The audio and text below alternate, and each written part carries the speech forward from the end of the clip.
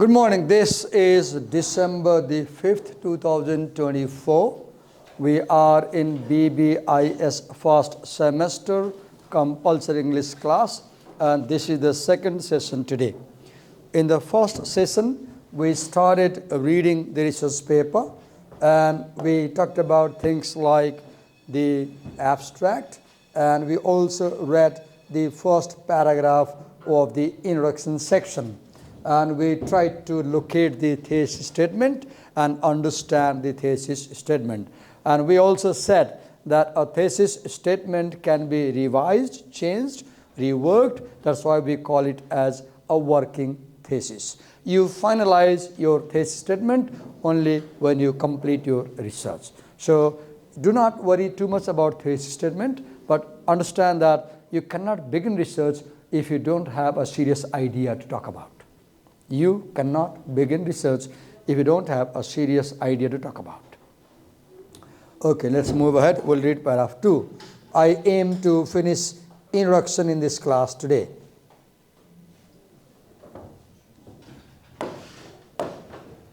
According to Global Entrepreneurship Monitor, 231 million women launched or operated businesses in the 59 economies around the world.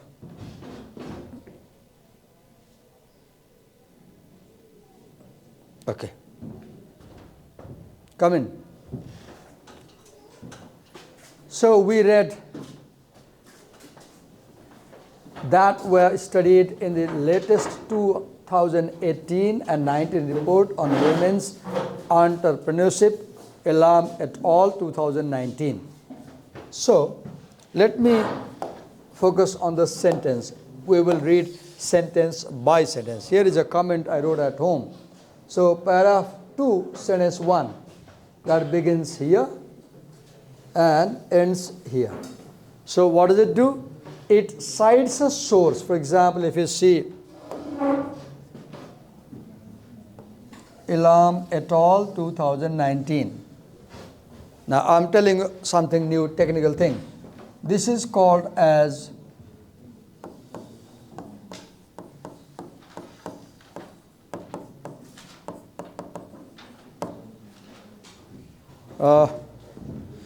could you quickly run into Prabha Ma'am's room and bring the attendance sheet for second shift attendance, please, quickly. Quickly. Go and bring the attendance sheet.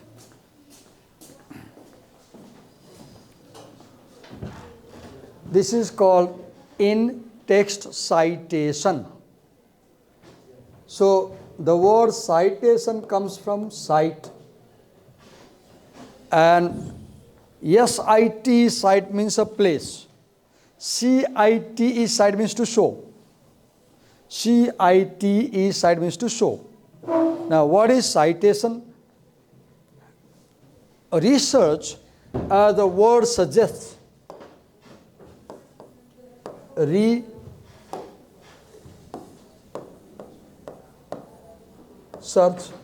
see, the prefix re shows that what you search is, you search other people's search. What is research? Research is reading other people's research. Research is reading other people's research. That's why we say we have primary data and we have secondary data. Secondary data is research done by other people on your topic.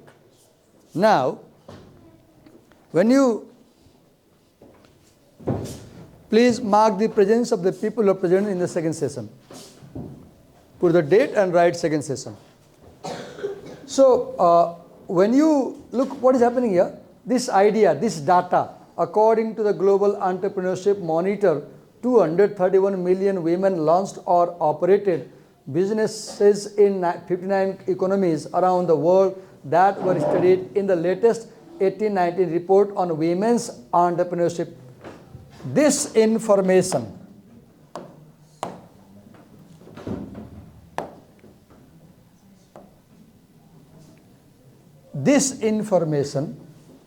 which these writers are using in their research paper, this information comes from a book written by Elam et al. Let me show you where it is coming from.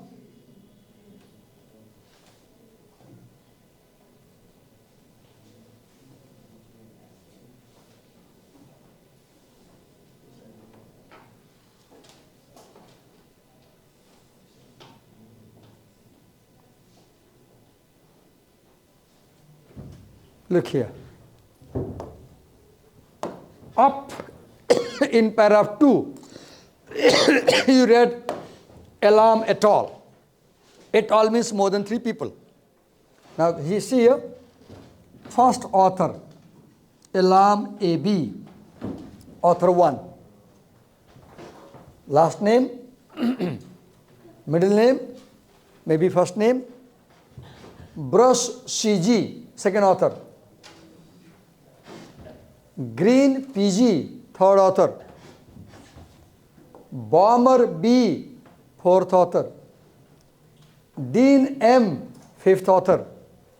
And Havlo are 6 authors. And which these 6 authors? Global Entrepreneurship Monitor 2018-19 Women's Entrepreneurship Report. This report, from which he is quoting in paragraph 2, was written by these 6 people. Babson College, Smith College and the Global Entrepreneurship Research Association, published by this college.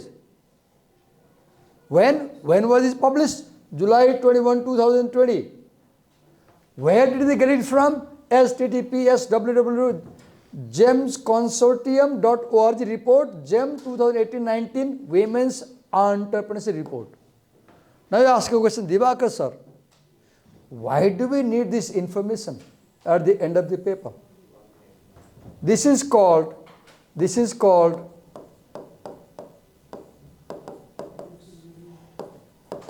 works cited list. The other word for this is called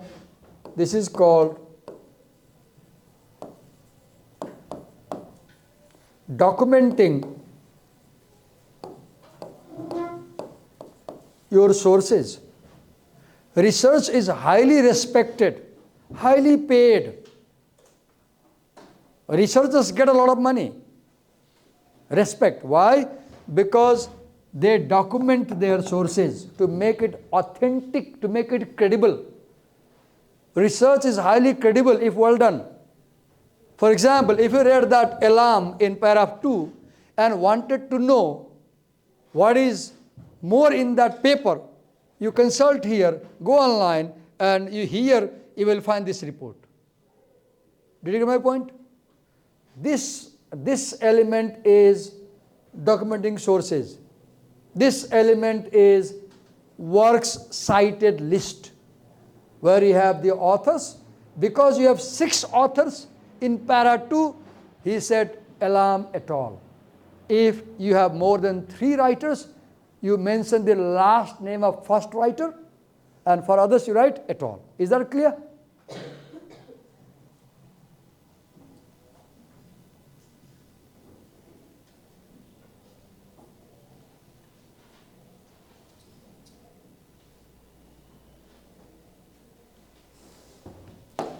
Okay.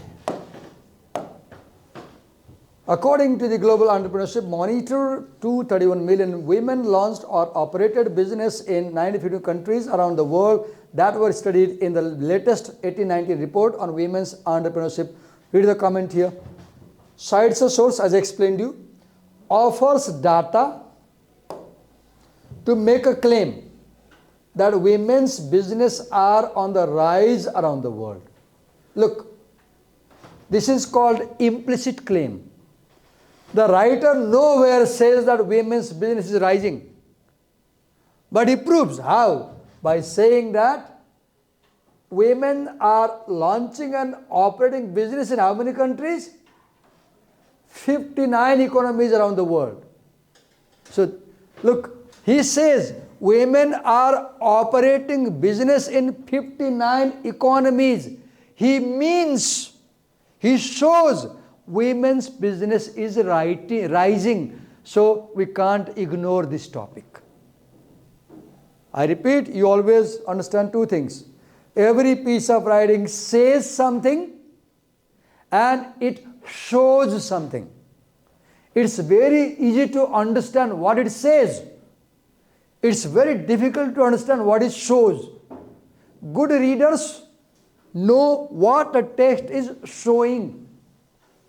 Poor readers can know only what it is saying. They do not know what it is showing. Move ahead. Second sentence. UN Women, many organizations and governmental institutions like ILO 2020, UN Women 2020 have long recognized the importance of women in the process of economic development, individual health and societal advancement. Again, we have in-text citation below et al. 2000. If you go down in the works cited list, you will see an entry that begins with below, and you will see more authors there. Now, what is he doing in these two sentences? If you see here, read my comment here. Paragraph 2, sentence 2, cite second source below et al. To make the claim that, what claim? What claim? Women are important for economic development, individual health and societal advancement. So what is he doing? See, the writers are establishing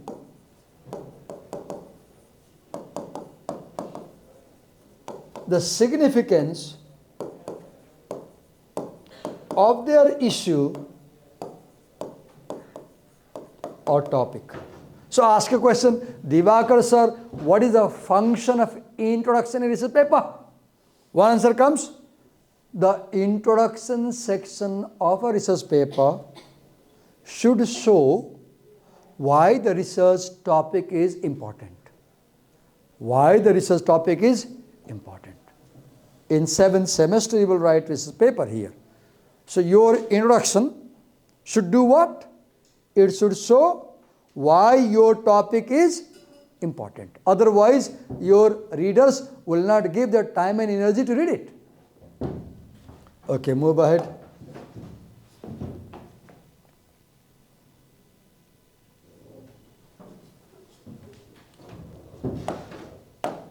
Let's read the third sentence. Although women entrepreneurs are important for creating new jobs and contributing to the social and economic growth of the societies, the interplay and nuances of women's entrepreneurship, growth and culture are understudied. This was in the abstract. Remember? This sentence was in the abstract. Now here we see that this sentence comes from Brush et al.'s 2018 source, right? And Hekavaria's et al. 2019 source. And it does two things, remember. It opens with a contrast marker, right? Although this topic is important, yet it is understudied. And when you say it is understudied, what are you doing? You are showing research gap, or you are showing knowledge gap. So what is a research problem? A gap in the knowledge is a research problem. Very simple definition.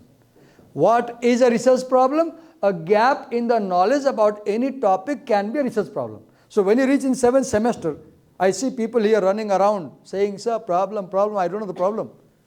So problem is simply something you want to understand and you don't understand. That's a problem. Make a topic and do a research. For example, you can do a research like this one. How the Nepali Hindu culture shapes women's business in Kathmandu, or how traditional Newari culture shapes the business done by Newari women.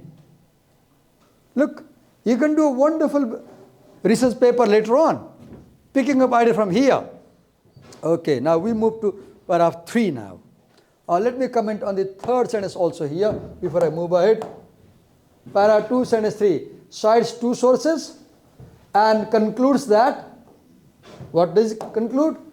Paragraph making the claim that the interplay and nuances of women's entrepreneurship, growth and culture are understudied. This is not only research problem, also the knowledge gap or research gap. This sentence begins with the concessive conjunction although and then the main clause. Okay. Move to paragraph 3. I repeat, I am talking about research. I am reading seriously. The class may be boring. You have to have patience and listen to me carefully. Number 3. Prior research has identified social, cultural, infrastructural, educational, occupational, and role-related obstacles and facilitators to women's entrepreneurship. Now look, this first sentence, it identifies, what does it identify? Obstacles and facilitators to women's entrepreneurship. Focus on this word, prior research. Research done before. Now here is a word, let me tell you.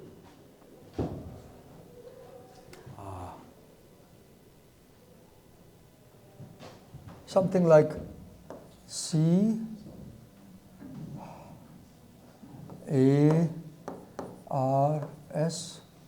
cars. I'm not sure because my memory is not helping me. It means creating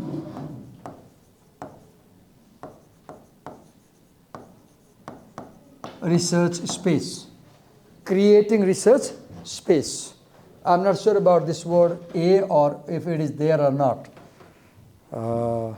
One wonderful author, Feek and Wallace, in their book Academic Writing for Graduate Students, they talk about this word CARS model, where they say CARS is creating research space.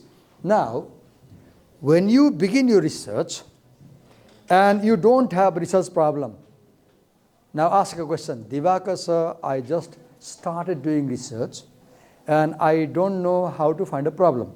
What should I do? Then my answer will be, read research done by others in that area. Read research done by others in your area. Such reading is known as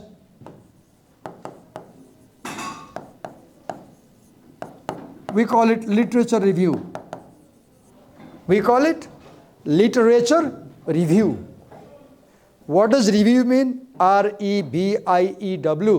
Review means reading something with the purpose of finding problems in it. When you review something, you are looking for problems in it. Critically.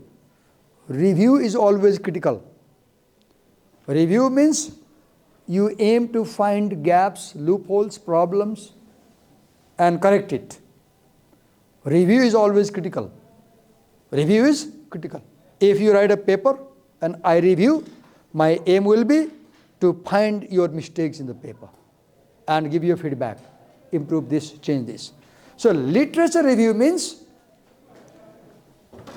reading literature on the topic women's business. Why? To find problems in that area. And literature review means reading research done before you start writing. Literature review is never about future.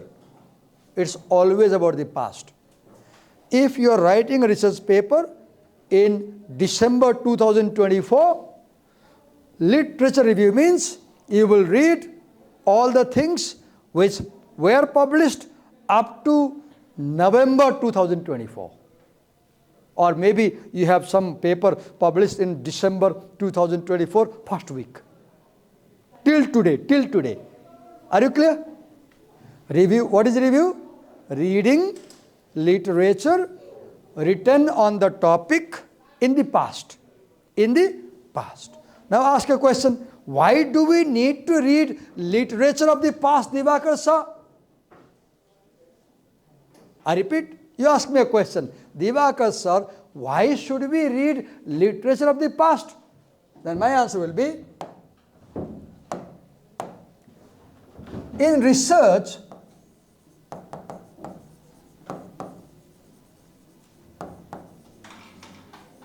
there is given knowledge.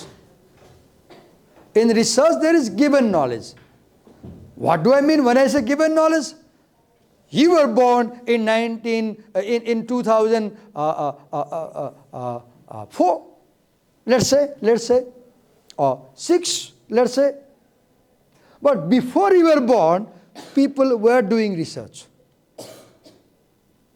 So there is knowledge present before your birth. Since time immemorial, Vedas were written centuries before. That's a knowledge. There is a given knowledge.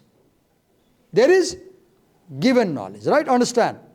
In every area, there is given knowledge because people write on every topic in every country. Now, there is another term that is called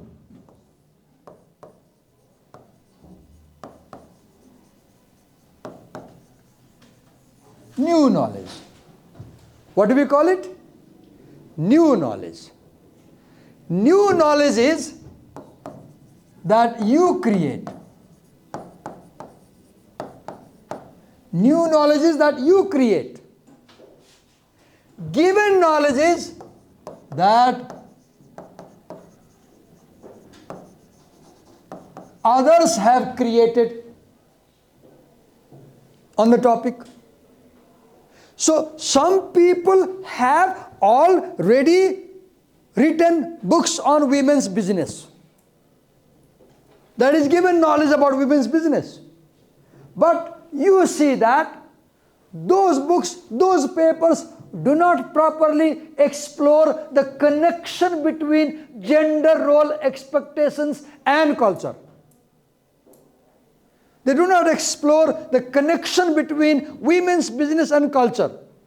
That is called gap in the knowledge.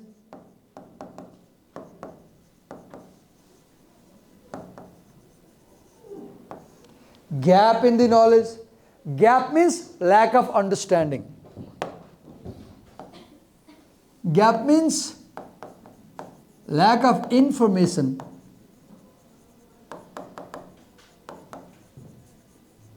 Leading to lack of understanding. Right? So you have a, now what is literature review? What is literature review? Literature review is exploring the given knowledge. Exploring the given knowledge. Now ask a question, Divakar sir, why do we explore the given knowledge? To locate the gap. To locate the gap. So your job is like detective, like spy man. You look for loopholes, you look for weaknesses, you look for lack of information, you look for misunderstanding, you look for lack of understanding, you look for knowledge gap. And you say, yes, look here, they do not talk about culture and women's relations. So I want to supply that knowledge. That's why research is creating new knowledge. Research is creating new knowledge. And it goes on. You create new knowledge, then she comes after you. And she finds a problem in your argument. And she improves it, and this goes on. This goes on forever. Research is a continued conversation between the past and present. Research is a continued conversation between the past and the present. and it will continue even in the future. Okay, move ahead. So I said all this because of what? Prior research. So I explained you the term literature review. The term literature review. Prior research has identified social, cultural, infrastructure. Look, in the past, researchers have identified social obstacles, cultural obstacles, infrastructural obstacles, educational obstacles, occupational obstacles, role-related obstacles, and facilitators to women's business. Jennings and, move ahead, Jennings and Brush, Welter and leave it. I won't go into the bracket now because I've told you this is called in-text citation. But let me add one thing here before I move ahead. I forgot to tell you. Have you heard this word?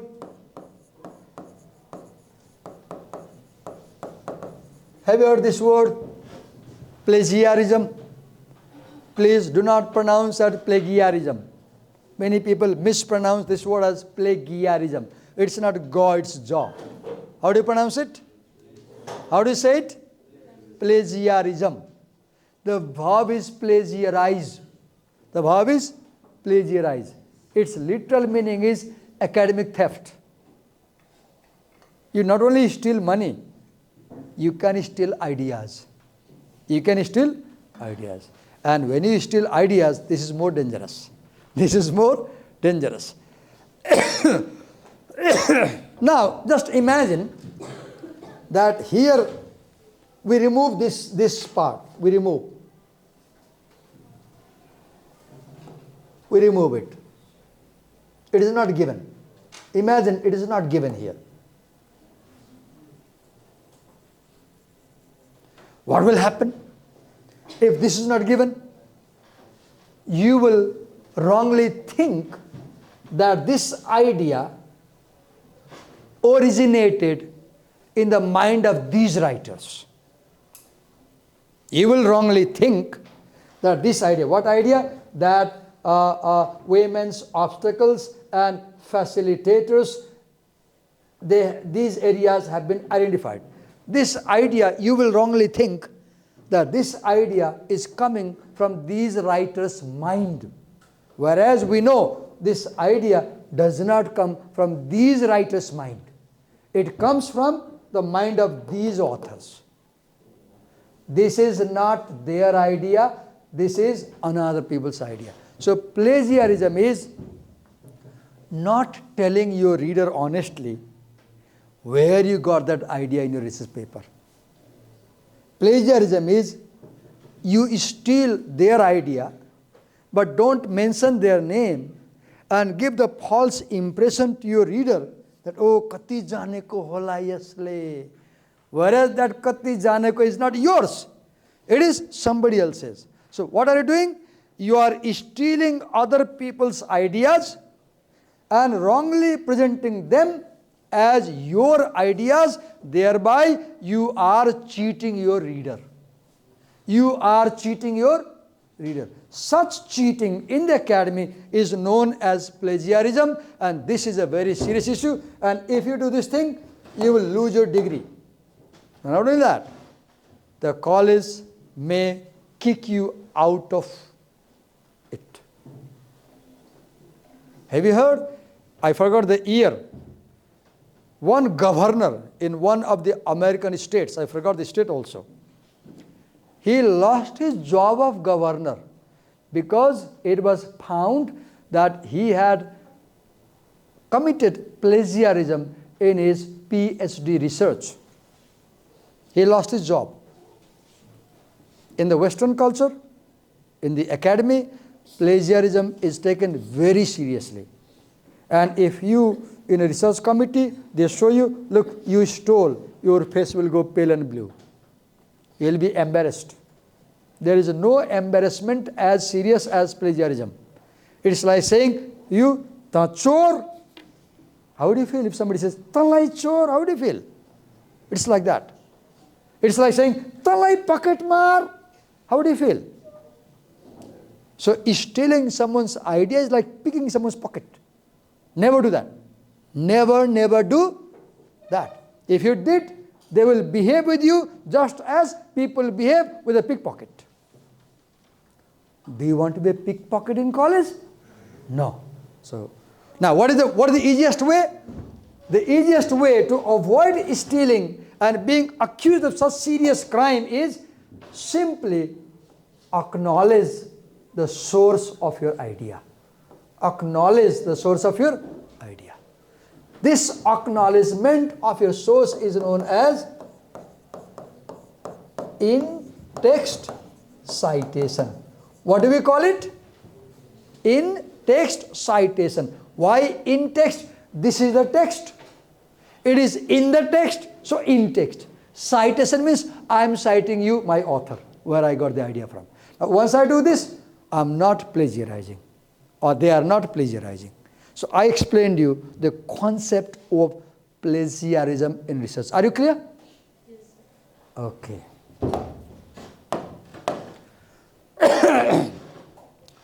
Culture is a multi-layer construct comprising an external global layer penetrating a society's indigenous layers and ultimately becoming a set of shared values within groups. Now, focus on this word and ask a question.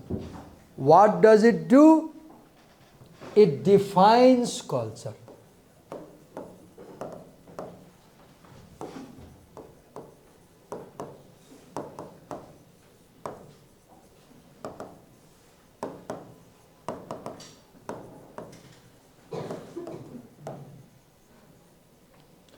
Defines a key term. Another point to tell you. If in your research you are using special terms, as a researcher, you should define their meaning in the very beginning. You must define the meaning of key terms if your research paper is using key terms. For example, here in this paper, culture is a very key term, because they are discussing the connection between women's business and culture. So they must tell what do they mean by culture. What do they mean by culture? Because culture may have one meaning in literature. Culture may have another meaning in economics. Culture may have another meaning in humanities, right? So this is called defining your key terms or variable. This is called defining your key terms or variable. Move ahead. Culture is a multi-layered construct that comprises external global layer penetrating a society's indigenous layer. That is why we have a word glocal. Global plus local. Global and local. Culture is an interaction between the global and the local. Culture is an interaction between the global and the local. Shared with groups. Now this definition he presented is not his own thinking. It is coming from Ling et al. 2005, Still and Task 2010. Understanding cultural systems is critical for advancing leadership research in varying contexts.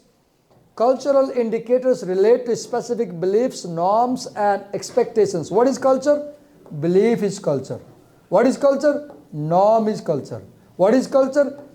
Expectations are culture within a society that affect societal culture.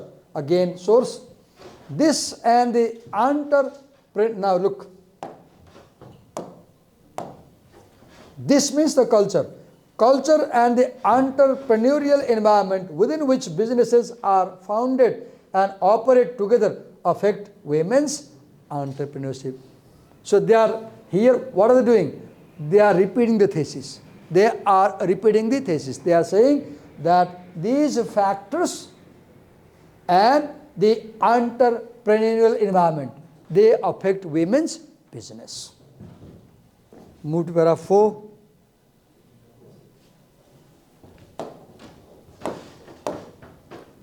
Culture represents multifaceted explanations for differences in women's entrepreneurship. Again, they define what is culture. Across societies and in the success or failure of business activities. Do you see? They began by saying that culture is embedded to women's business. In the very beginning, they said culture is embedded to women's business. And now they're explaining how culture is embedded to women's business. Read. Culture, where we were reading. Culture represents multifaceted explanations for differences in women's entrepreneurship across societies and in the success or failure of business activities. Many barriers and constraints that women entrepreneurs experience are gender specific and stem from cultural values, norms and customs. Gender egalitarianism, what is that? Egalitarianism means the concept that there should be equality. Egalitarianism means equality. Gender egalitarianism means men and women should be treated as equal. Gender egalitarianism, gender role expectations and the entrepreneurial ecosystem. What is entrepreneurial ecosystem? Ecosystem is where one thing is connected to another thing. Ecosystem is where one thing is connected to another thing, where one depends on another. And here entrepreneurial ecosystem means the economic structure of society, where one thing affects another thing, right? Are under-researched cultural factors. Now look here. Look here. What does fourth paragraph do? What does third paragraph do? Para 3, para 4. What are they doing? They are reviewing the literature related to the topic. And when you review literature, your purpose is to identify the gaps. And look here. Look how they identify the gaps. See this sentence. See this sentence. Gender egalitarianism, gender role expectations, and the entrepreneurial ecosystem are under-researched cultural factors in women's entrepreneurship. See this sentence. This sentence. What does this sentence do? It identifies knowledge gap in the existing literature. Look what it says. It says that current research hasn't completely explored gender equality. It hasn't explored gender role expectation. It hasn't explored entrepreneurial ecosystem. Therefore, this paper will talk about this. This is called identifying the gap, or identifying the research gap or knowledge gap. This is also known as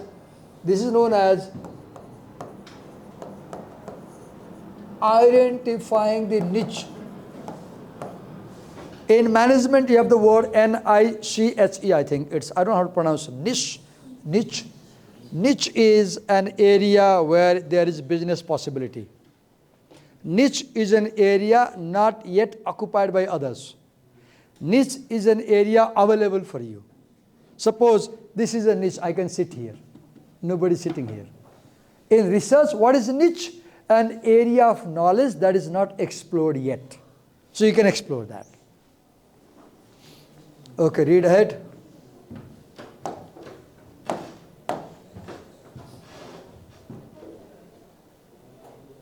Social customs and expectations are strongly embedded in any culture, and attitudes towards entrepreneurship at least partly reflect subjective perceptions that are prone to bias. Traditionally defined gender roles within the home put household and family responsibilities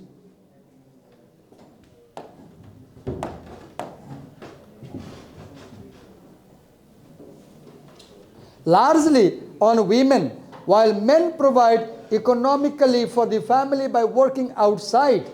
These gender role expectations have traditionally limited women's access to income earning opportunities. Look here, what does it do? This is conclusion.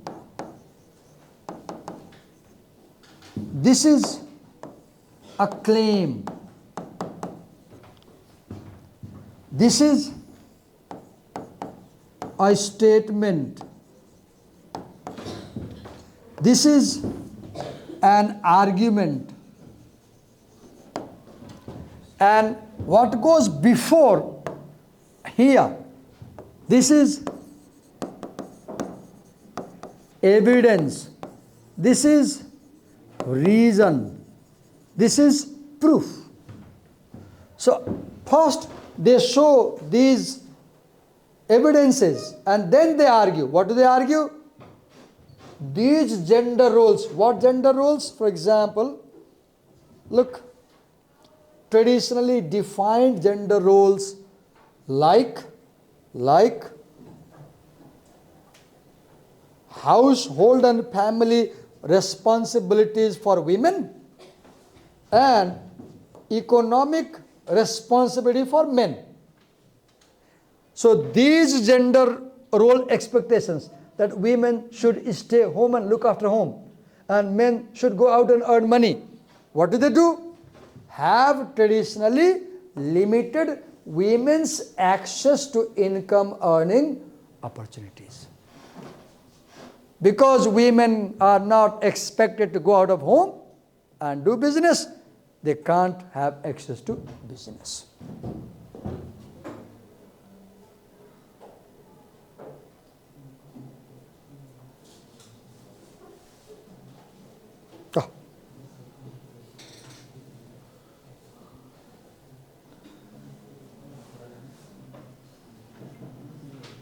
Have patience, hello.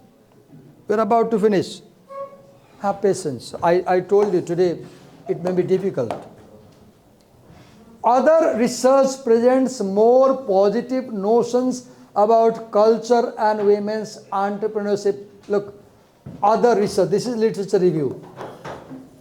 This is literature review. What are you doing?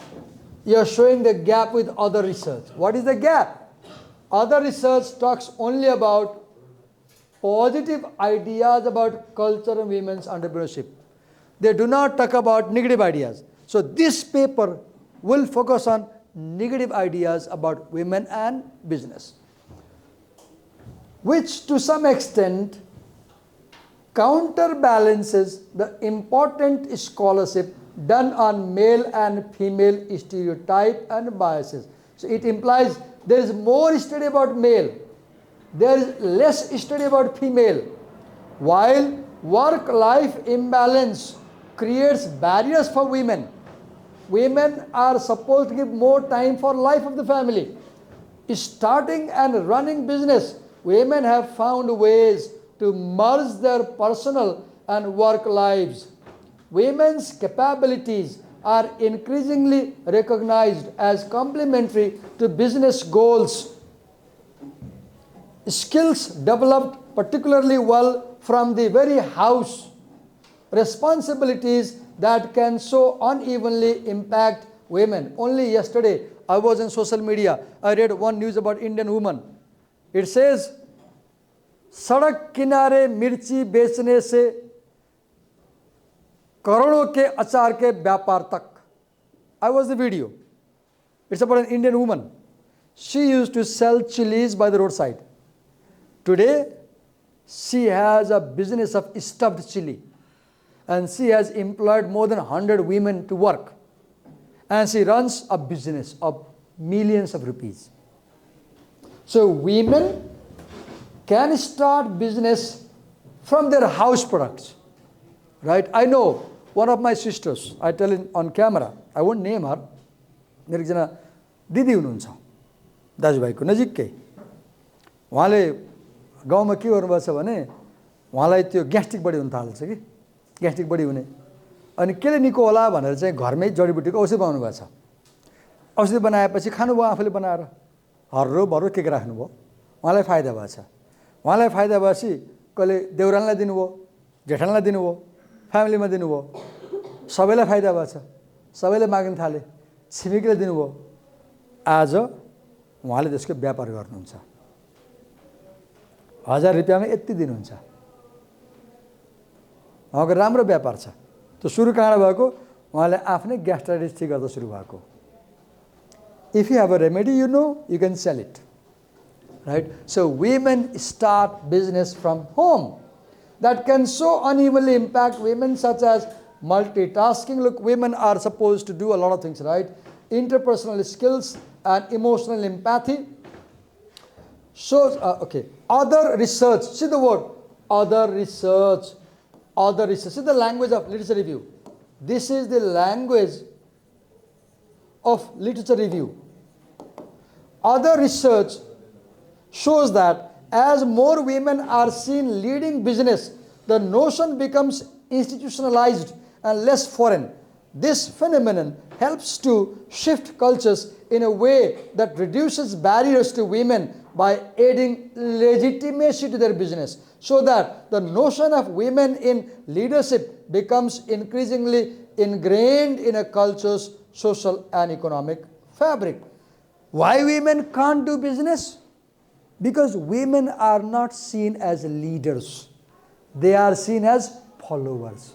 In invitation card in Nepali culture, have you seen Shriman/Srimati? Have you ever seen Srimati/Shriman? Almost never. The Shriman is the first leader. And business, to do business, you must be a leader, because you have to put money, you have to go to the dealer, you have to have discussion, you have to bargain, you have to bring resources, you have to open a factory, you have to go out. And if you don't have this leadership quality, like a lion, roaring, shouting, quarreling, debating, bargaining, discussing, challenging, you can't be a business person. And because women are supposed not to be a leader, they have this problem. When women come in business, men feel they might do like that. If a woman does a business, they bite the tongue, because they never imagine that a woman can be a leader in any area, right? So one research you can do this afternoon, Google about women business women in Kathmandu. Business women in, have you heard about Bhavani Rana? She is the representative from women's side in FNCCI, Federation of Nepalese something, Chamber of Commerce, something. Other research shows that more women, the notion that women in leadership become increasingly ingrained in a culture's social and economic fabric. Let's complete and stop the class now. Okay.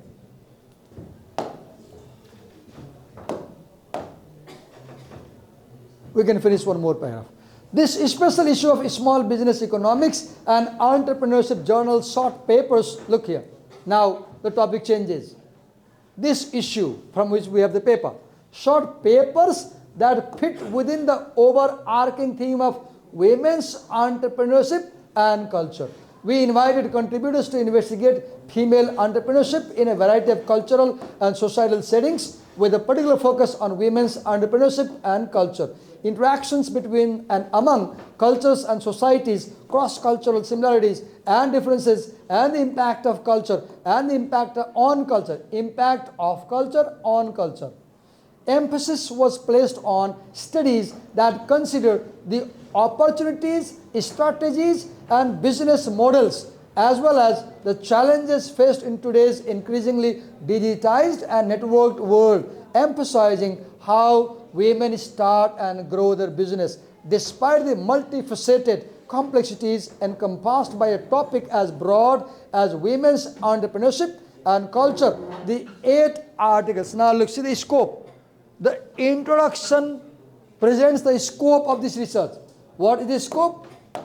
It will summarize 8 articles in this issue, fall into 3 dominating themes organized into a framework for women's entrepreneurship and culture. What are the themes? Number 1, theme 1, gender role expectations. Theme 2, societal cultural dimensions. Theme 3, entrepreneurial environment. In this article, we first review the literature.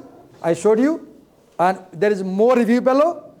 We first review the literature in these 3 overarching streams with gender role expectations and identities as the dominant theme. So among the 3 themes, this is the dominant theme. We then distill and organize the various types of primary and secondary data gathered for the work done in these 8 articles. Next, we introduce each of the articles with brief summary of the author's work. We conclude by suggesting some directions for future research. So the last paragraph presents the plan for this paper. It presents the scope of this paper, right? So we have 2 minutes to go. Any questions you ask? So until we finish this paper, my classes will be this boring. And you have to be ready for this class. There's no solution. You have to listen carefully, make notes, understand. Research requires serious attention. Okay? Thank you so much.